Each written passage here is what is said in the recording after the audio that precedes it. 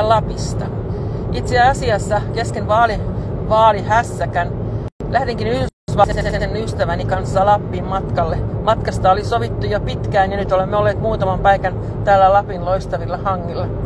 Itse asiassa tämä on ollut myöskin hyvä aika pohtia tulevia vaaleja.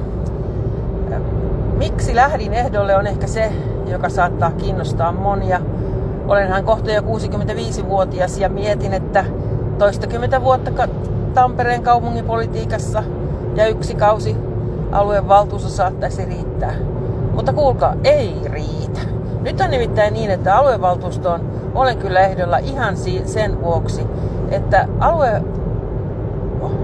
hyvinvointialue Pirha on itse asiassa tehnyt niin monta mokaa viimeisen 4 vuoden aikana, että siihen pitää puuttua.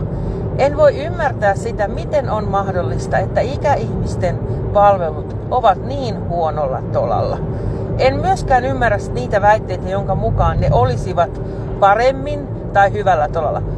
Toki on monia palveluita, jotka toimii, mutta nyt on niin, että meillä on aivan liian vähän palveluita ikäihmiselle ympärivuorokautisessa hoidossa, myöskin kotihoidossa ja päivätoiminnassa. Onneksi aluevaltuusto teki nyt päätöksen, että todennäköisemmin ei päivätoimintaa tulla muuttamaan virtuaaliseksi, mutta katsotaan, se on asia, joka tullaan päättämään aika pian ja siihen pitää vaikuttaa. On siis 3 asiaa, jossa Pirkanmaan hyvinvointialue haluan vaikuttaa.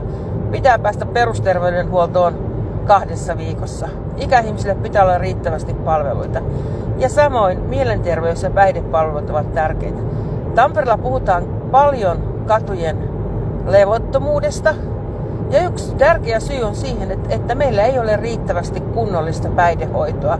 Ja samoin on myös niitä monet sellaiset ihmiset, jotka tarvitsevat mielenterveyspalveluita, eivät niitä saa ja mahdollisesti purkavat tuskaansa päihteisiin ja levottomaan käytöksiin.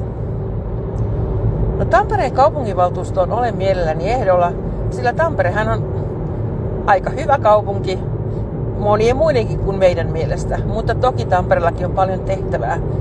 Pitää pitää huolta siitä, että Tampere jatkaa hyvinvointipalvelujen tarjoamista niin ikäihmisille kuin muillekin kaupunkilaisille.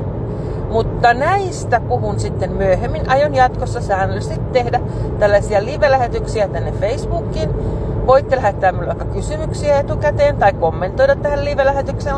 Ajattelin tehdä nyt tällaista virtuaalikampanjaa, mutta ilman muuta tulen olemaan tavattavissa siellä ja täällä pitkin ja poikin kaupunkia ja Pirkanmaata.